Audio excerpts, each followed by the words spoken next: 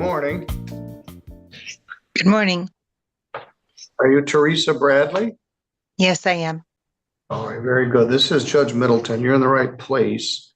We Great. have about 1 minute until we're set to begin. I saw that you'd practiced logging in. I appreciate that. Yes, I've never done this before, and Well, I'm some not very people good at practice this stuff. 1 minute before it starts, but you're doing fine. I can see you and hear you, and your microphone is turned on. And Zoom wasn't a thing till a few years ago. Now it's ubiquitous. Yeah. Very nice. I just worked all night and just got home, so it's nice to be able to do it in your own home. Yes, that is the upside of it. There's some downsides, but you won't have to drive to Centerville, and we can take care of our business here, Yes. which is a bit odd. All right, it is 8:30. I'm going to call this case. Okay. Titled Teresa Bradley versus Jessica Beal, Apartment A and Apartment B. Is this a duplex? Yes, it is. There is no lease. Is she related to you? She's my daughter, and my 4 grandchildren also live there. It's a I think she's 2-bedroom. Okay. It's a 2-bedroom, so it's very small for a mom and 4 children. She's actually in my kitchen on her phone. Oh, good. I didn't know if I was in the right room. I'm going to go home. All right. Okay. Are you Jessica Beal? I am. Sorry, my Zoom isn't working on my mobile device. All right, we'll make it work. You're the other Jessica Beal. It's spelled Beal. Yeah. This is a That's termination of here. tenancy case that the landlord, who's your mother, wants you to move. So I'm going to take a minute and tell you what your rights are as a tenant. I have to do this in each case, and which is all right. As a defendant in a termination of tenancy case, you have the following legal rights. You have the right to obtain representation, meaning counsel for this matter. If you cannot afford an attorney, a legal aid attorney may be available to help you, and she should be joining us here shortly. There is no court-appointed counsel in civil cases like landlord-tenant. You have a right to a trial by a jury or by the court. If you do demand a jury trial, you have to do it today or do it within 5 days in writing and pay the jury demand fee of $50 unless the judge waives it. You have a right to have your case heard here in St. Joseph County where the property is. This is not about paying rent. This is about moving. If you're able to reach an agreement with your landlord, meaning the case would be dismissed, we could help you prepare a conditional order of dismissal. And if both parties are interested, we could refer the matter to mediation for an attempted settlement. This is a family situation. I've had a number of these lately. I've probably had 25 or more of these this year, where grandmother, grandson, father, son, brother, there's no lease, they're living there, and the other party wants their property back. So, Ms. Bradley, you're simply requesting that she move? That's correct. And she's actually just found housing has come available. So that was a question that I also had. I don't want to mess up her ability to get this 3-bedroom apartment that is coming up. But should that fall through, I just wanted to, I didn't know what I should do. So that's why I was trying to do it this way. Just so there is that as well. So I think that we are getting somewhere. Where's the apartment, Miss Beal? It's very hard to find. And there's a waiting list at Enchanted Glen and other places. Well, here's the story here.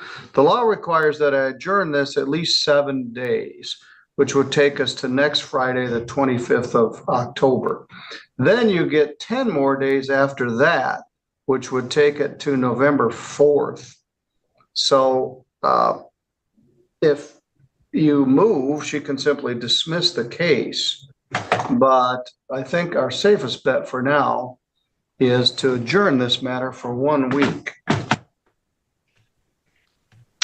Yeah, because I don't have they have not they've only verbally promised me the apartment.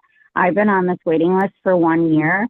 I have been desperately working to build a business while also living with chronic illness as a single mom of 4 children. And I am doing everything that I can do. There is no housing available. There is no way that I can go and work for someone else when I can charge $300 online as a best-selling author and a publisher and a life coach and a business strategist. But building a business takes time, and my mom is frustrated with that. I have given her money, copious thousands of dollars anytime that I have money. So I'm not in a hurry to move out. I'm fine with taking this to trial. I'm fine with buying as much time as I have to protect my children and I until I can find safe and affordable housing for myself and my family. Because the other option is that I'm living in my car. Yes, and that's often the problem. The parents or grandparents or siblings aren't required to provide free housing to their kids. It's often a tough situation. Sometimes the family, they want to sell the house and they need to get the people out of there. And that's what this landlord-tenant, it's called summary proceedings, is about. Basically, it's the judge forces you to move out or the sheriff will do it. But I do feel your pain. Good morning, sir. Good morning. Let's just have a seat. Every week, twice a week, Monday and Friday, people tell me I would move out if I had somewhere to go to. Right. Particularly if you don't have any money. So the first thing we're going to do is we're going to continue this to next Friday. Miss Bradley, the law requires this. It didn't used to, but when COVID hit, they changed all the rules. So you have to grant one at least 7-day adjournment. So I'm going to continue this to October 25th, 2024 at 10 a.m. Okay. For the second hearing. At that time, Ms. Beal, I would have to give you at least 10 days to move. And if you didn't move by that date, then the sheriff could come put you out. That's if your mother got what she asked for. Let me ask a couple of questions. Is this a duplex? Yes. Who's paying the utilities? I am. Well, actually, I'm paying the utilities, and then the utilities on her side weren't paid for, and the water pump is on that side. So they were in my name though. All right. And then I put it in my name, so they're both in my name. And right now, she currently told me that I've still been paying for it. Just a minute. Only one person can talk at a time. So Teresa, you're paying the utilities? Yes. No. Mom, that's a lie. You have never paid my utilities in 3 years.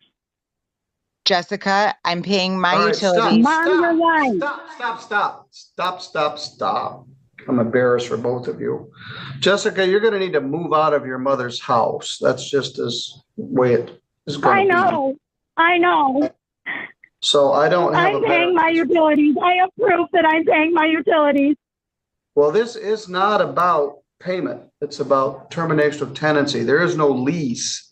And the plaintiff gave you a notice to quit quite some time ago, back in July, saying that they wanted the property back.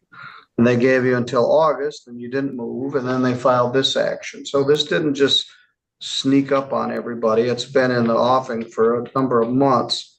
And this well, you asked who's paying utilities and she just lied. All right. And I have proof that I'm paying my utilities.